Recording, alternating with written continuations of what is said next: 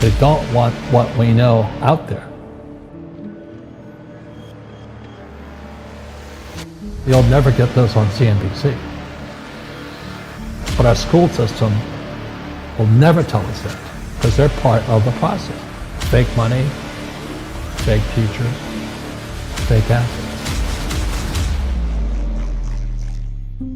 I know the game of the rich. My rich dad taught me. You know it because you're the banker. The bankers and the rich play is different than what they teach you in school. All over the world, what does school teach you about money? And the answer is nothing. And that's not a mistake. That's not an accident. I knew that. Most people know that.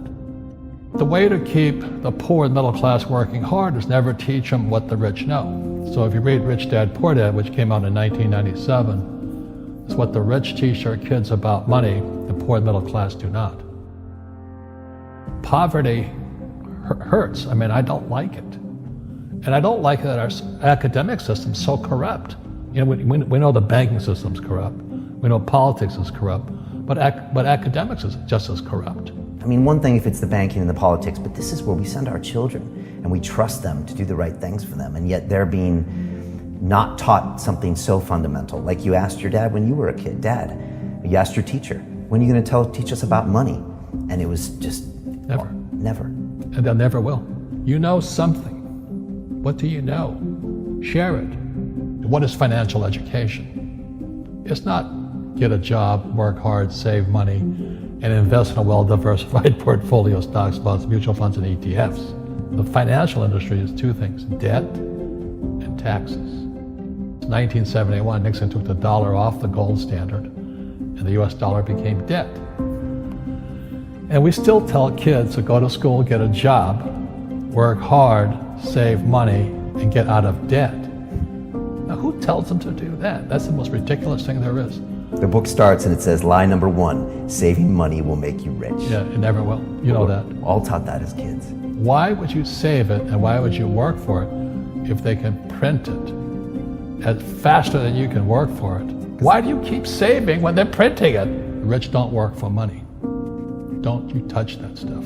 It's very subtle, right? Yep. They don't say, I'm going to train you to be a worker bee the rest of your life, but they educate you in a way where that's what you come out. Right. What was he trying to do those first few months were you working for him? What was he trying to get across to you? Because he taught you the hard way about money. And she says, if you're going to be successful in your life, you've got to find the best teachers. And a great teacher is somebody who comes from the inside, not the outside. But in school, you don't know if your instructor is for real or not. That's where the fake teacher comes from. I said, I want you to teach me about money. So why should I teach you? He said, but if I teach you, you work for me for free. And I said, why for free? And my poor dad went nuts. He says, because if I pay you, you think like an employee. Your brain will change.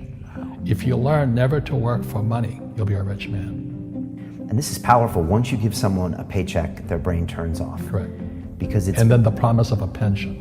Right. And job security. Which is kind of a paycheck in disguise. Correct. After you stop working. Give the man a fish, eats for the day, teach him to fish, eats for a lifetime.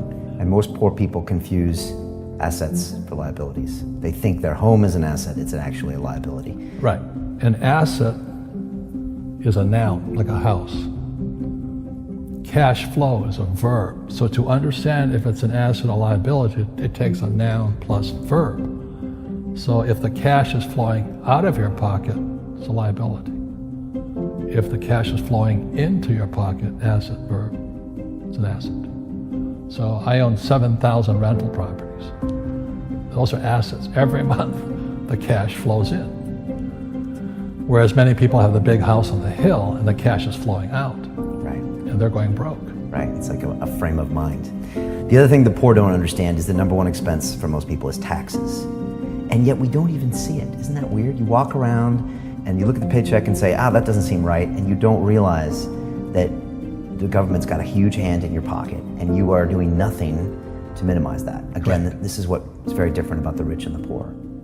The rich don't work for money. His number one expense is tax.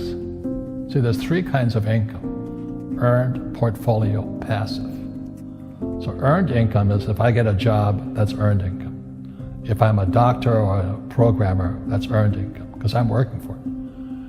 If I buy, let's say, Apple for $10 and I sell it for $20, that's portfolio income, capital gains. Yeah.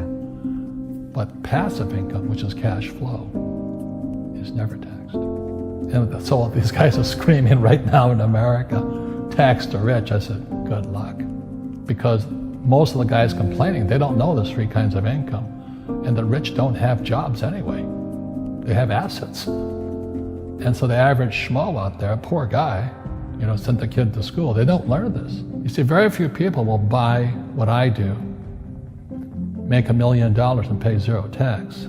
And my rich dad taught me that playing Monopoly. That's how it started. 4 greenhouses, 1 red hotel. Or the McDonald's formula. I write about it here. McDonald's, Ray Kroc. Yeah. McDonald's is in the real estate business. So they sell hamburgers, but they buy real estate, so they pay no taxes.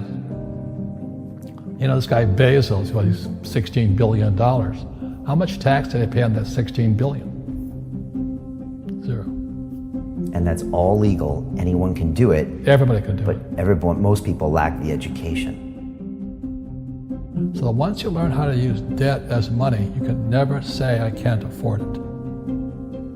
You see, because the banks will give you, so the banks, after the crash of 2008, the banks gave me $300 million tax-free.